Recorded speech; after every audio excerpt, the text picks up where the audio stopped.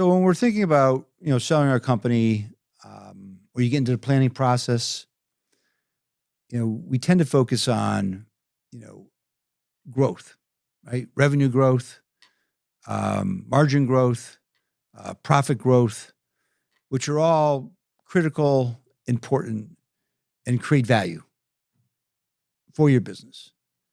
But there's a certain aspect or component or element of the value creation process that sometimes gets overlooked and is not given the proper attention that could add significant amount to the overall value when you sell your company. I'm Keith D. Welcome back to our podcast, Ins and Outs of Selling a Business.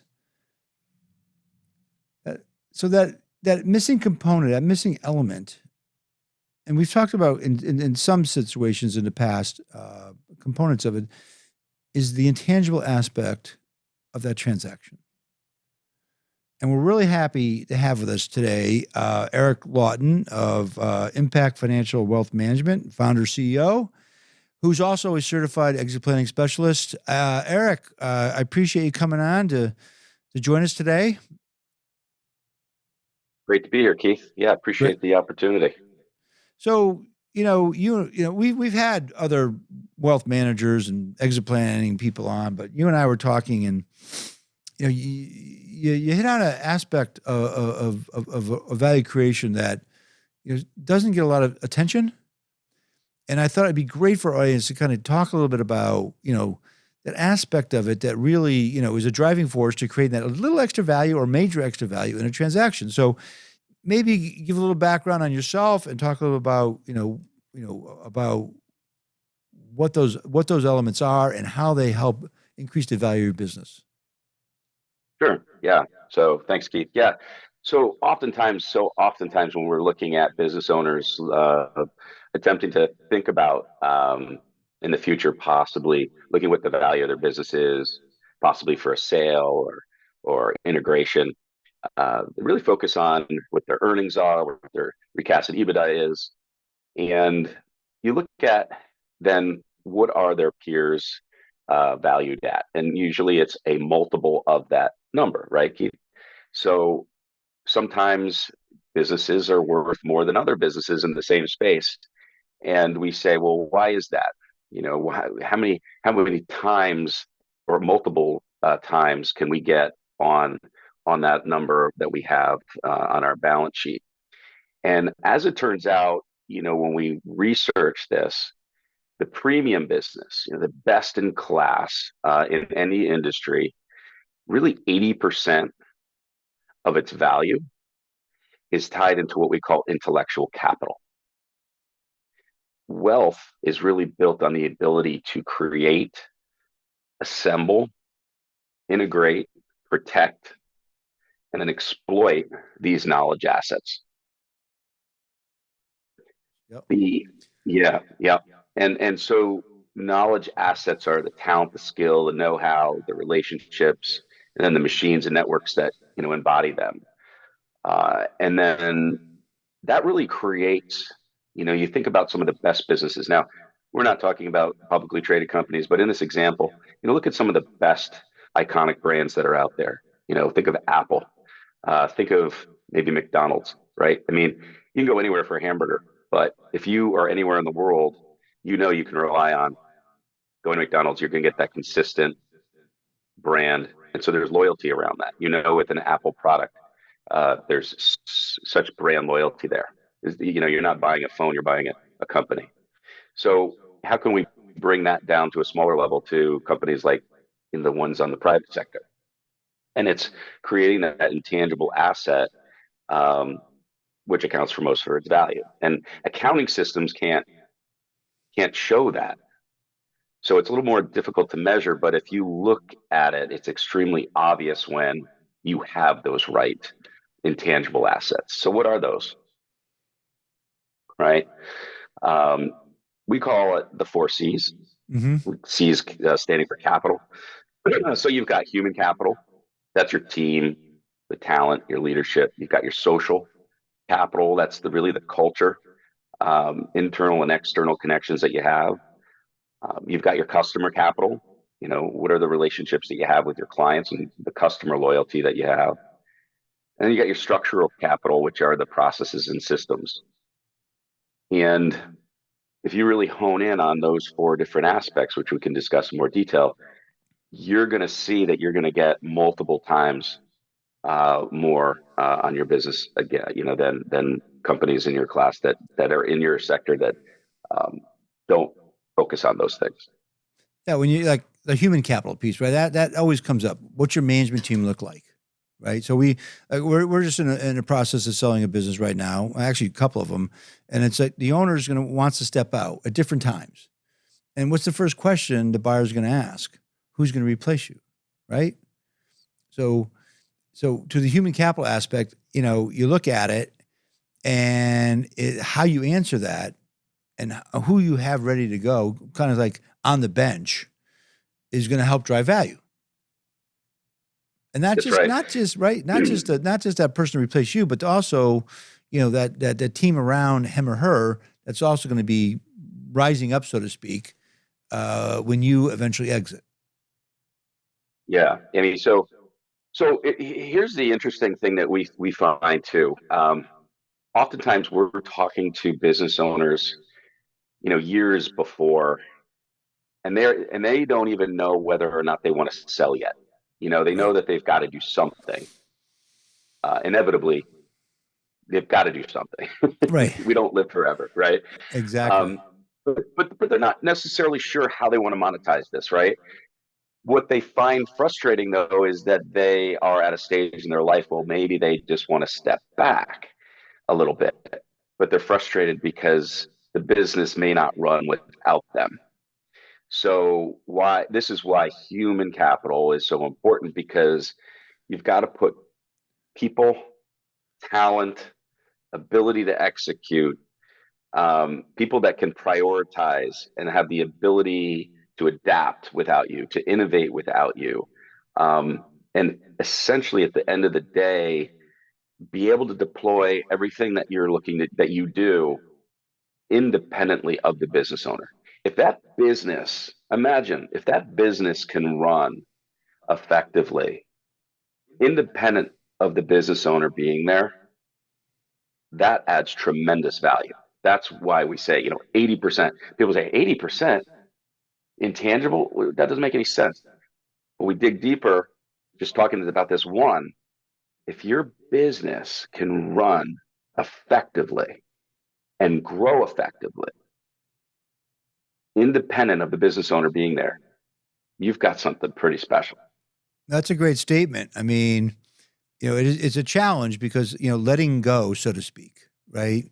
Because Yeah. you're a business owner and you're in a control position. You've done something a certain way, and in order to grow it to the next level, you have to start, I'll use the word delegate, it's probably not the right word, but you have to start, you know, allowing other people to participate, have a say, make decisions, uh, and grow it. I mean, I'll give you a quick analogy, and it's like there's two companies, right? This is one. They both started off 30 years ago.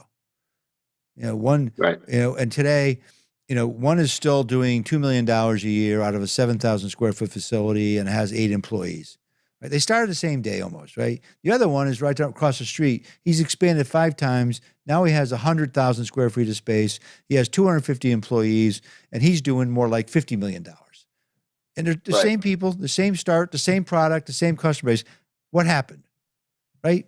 That human capital, like you're saying, probably played a huge role in how they dealt with, bringing in the right talent and letting go. Yep.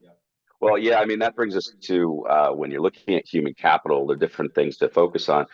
One of them, what you're talking about, is the evolution of one business versus the other, right? Studies show that every time a business doubles in size, its complexity grows by a factor of 12. By 12. So it's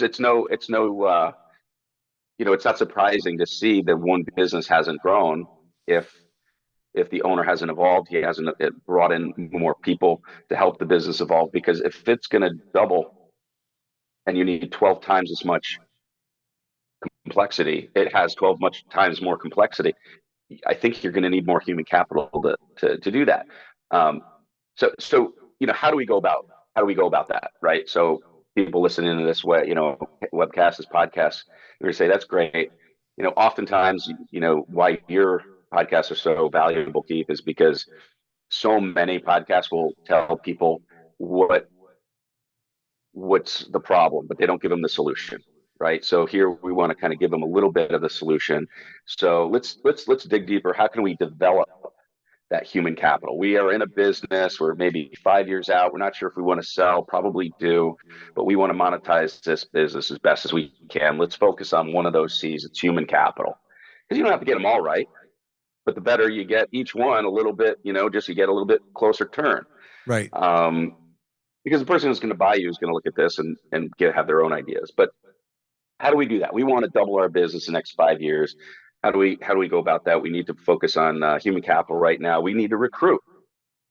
We need the top talent. Now, easier said than done. We don't have to delve into how we recruit, but one of the best ways is to, from within, have a culture where you want to tie compensation with the right people. They want to feel some sort of ownership. So you want to tie that compensation or bonus structure into the growth of your business. Also, a buyer will love that because it's not really costing you any more money, because as your business grows, you're making more money, but you're sharing that with the people that are helping it grow. Right. Right. So that's gonna incentivize and motivate. Also, so oftentimes, what is the saying, Keith? The squeaky wheel gets the grease. Oftentimes, we have to focus on maybe the B or C players. We ignore the A players because they're just doing a great job. We rely on them. Unfortunately, that's the wrong tack, right? Right. We have to incentivize, we have to motivate, we have to talk and listen to the people that get feedback, put systems in place. Put systems in place that allow the people that are carrying that business forward, making sure that they are recognized for that. And oftentimes it's not just because they have a job and they're making good money. It's because they feel that they're part of something bigger. Yeah, they have a vested interest in success, right? And I think and like you say, the A players, you can't ignore the A players. You have to make sure, because if the A players are happy and they're buying into the culture, it's going to trickle down to the B and the C players. And we have a business we sold recently where everybody was part of a quarterly bonus plan, different levels, but it was, the sales numbers were literally in the factory. What we did today, what we did for the month to date, where we're at, boom, we hit our number, hit this, and everybody got a check. Everybody. And so Right. it's a team, right? They're building a cohesive team that everybody's rolling the same way. Yeah. And if there's a bad apple, which happens because it's just human nature, personalities, they're asked to leave, right? Or, terminated because they're going the wrong way. But the majority of people are on board. If they see somebody, like you say, the squeaky wheel kind of thing that's not pulling their weight, they're pulling down their profitability. They're pulling down their bonus check. They're pulling down the whole culture of the team. Exactly. Yeah. So another thing too is oftentimes, particularly with generational businesses, or look, we all live off of our businesses, but we have to make the decision at some point that we are not utilizing our business as a lifestyle. We've got to make sure that we pay ourselves generously, but we want to pay the people that are helping that business grow even more so. If they're going to increase the value, increase their income. I mean, it's just the correlation has to be there, and you can't just keep skimming the money off the top, right? Right. You know, So you you have the. in No, go ahead. I'm sorry. go ahead. Yeah. I'm saying, so you have this human capital perspective, and you are really, again, it's not, it doesn't happen. It doesn't happen overnight. Like you need early on in the planning process. Like the analogy goes, when should I start? When should I sell my business? They said the day you open up, you should start planning to sell it. Right. Yeah. 100%. Right. So, but have business owners who, they're, they have enough runway right now. They're in their 50s or early 60s or 40s, whatever, to start implementing some of these strategies so that over the next, you start seeing the results. And you can see the results, and it's definitive. You can see the results and how it works. So the human capital is critical. I mean, it's all about, and we've done many transactions in our 24-year career. And at the end of the day, the cohesiveness of the management team drives value. And, Right. or the buyer may back out. We're not comfortable with your number two. We've had that happen, right? But we like your number 3 and 4, or they may bring somebody in. So that's the human capital aspect. I mean, we probably could talk about this for hours, but Sure. you look at the human capital piece, and then you kind of drive into, so you call it social capital. Yeah. And what I'll tell you, if we could just one thing to that Absolutely. too, I think it's important to recognize, because I know you've seen it and you're seeing it every day. Every generation is different. So your baby boomer generation, which is the largest generation that's probably selling their businesses right now, Yes. The way you communicate and have empowering conversations with baby boomers is very important to know your audience, right? And so having the human capital conversation with them is very different, and we recognize that, and we're educated in that, because we appreciate very much that this is their baby, and we don't want them to feel that we're coming in there as a consultant and telling them that they need to do X, Y, and Z. So we have strategies to be able to work appropriately with different generations. Whereas, people that are my generation, Generation Xers, or even millennials, they actually embrace. You'll find that they'll embrace the idea of having the company run itself without them, because they appreciate more time outside of work. It's sort of a means to an end. So whereas with the baby boomer generation, they built it from scratch and they have major ownership over it. Yeah, that's a great point. And I'm going to just kind of, so I think I was at a seminar, I think back in February, and we had a speaker talked about, baby boomers, millennials, Gen X and Z, and now Alpha, right? And how you communicate, the same message cannot be communicated to each generation. They read things differently. And as you said, different things are important. So that's a really big, important aspect. One box doesn't fit all, right? There's different people at different levels coming into your organization, and there's different priorities. And it's not how you communicate it, but how they receive it, right? So you have to be the way when you say something to a baby boomer, a Gen Z just has no relevance to them, is not important. So that is a real important thing. Is like you said, is to that communication strategy with your human capital piece really has to be parsed out for the different people and different generations that work for you. Right. And it's such an unfortunate thing, because 70 to 80%, this, but countrywide, 70 to 80% of all transactions fail. And a big part of that is the advisors that they surround themselves around aren't even working as a cohesive team, and they're not communicating. And the owner of the business is saying, they don't get me. They don't get it. They just don't get me. You know what I mean? That's before, we talk about all this stuff. It is so important. to have the right team of advisors that are working cohesively and making sure that they understand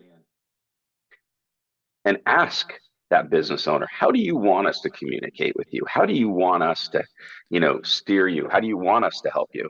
Because sometimes they just don't want to be helped in certain ways, and we need to appreciate that. Because at Right. the end of the day, we don't want that transaction to fail.